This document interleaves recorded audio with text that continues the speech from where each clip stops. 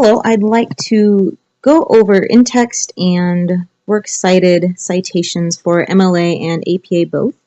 What I'm writing on the board here is an MLA in-text citation. So you're going to begin with the source name, according to Marcella Prokop, and then what I said. So I'm completely making up this article here, just so you know, but I think my dog is cute when he naps, so this is where we're going. I've said that puppies nap a lot. I've got the "a lot" in quotation marks simply because that is going to be my quote-unquote direct quote. At the end, I've got the page number. So you can see I just have a 5 within parentheses. In MLA, that's all you need for the in-text citation, just the page number. So what I'm writing next is a works cited citation. So this is going to be what goes at the end of your paper. And again, we've got the author name, Prokop, Marcella. Note that it's written out completely. In quotation marks, we have the word puppies, so that's the article of my title.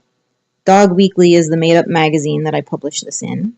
And the 12.2 represents the volume and the issue number of this particular magazine. The 2014 that follows in light blue is the year of publication. You can see the colon and then the page numbers 5 through 8. The database name would go next, and then the word web, simply because I accessed this using the web. At the end, the 12 May 2014, that is the date that I accessed this publication.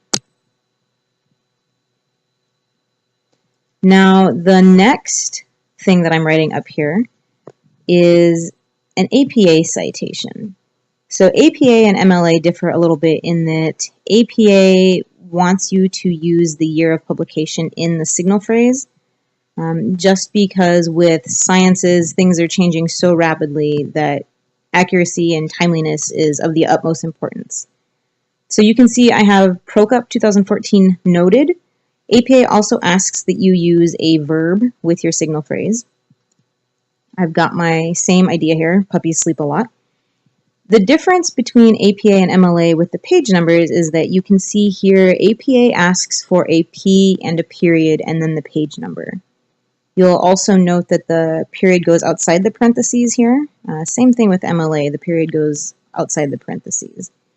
There is also a PRA period number 5. If you are using a web source that does not have a page number, you can use PARA period and the paragraph number to show which paragraph you used. What comes next then is if you don't use a signal phrase, so say you don't introduce your source, you've already written about the source and you're just continuing something from that same article, you can do a Prokop, 2014, P period 5, or Prokop, 2014, PARA period 5 in parentheses at the very end of your quote, whatever you've got either paraphrased or quoted directly. Now, the final thing that you will be doing with your sources in your research paper, whether you're using APA or MLA, is your works cited. With APA, it is called a references page. And I'm doing the reference here for my made-up article from Dogs Weekly. Again, totally made this up. You'll note that here, instead of writing out my entire name, I've just gone Prokop, M period. APA does not ask for an entire name. That's to avoid any favoritism due to gender. That's been an issue in the sciences in the past, so they have done away with first names there. You can see the year of publication in green, the title of my article.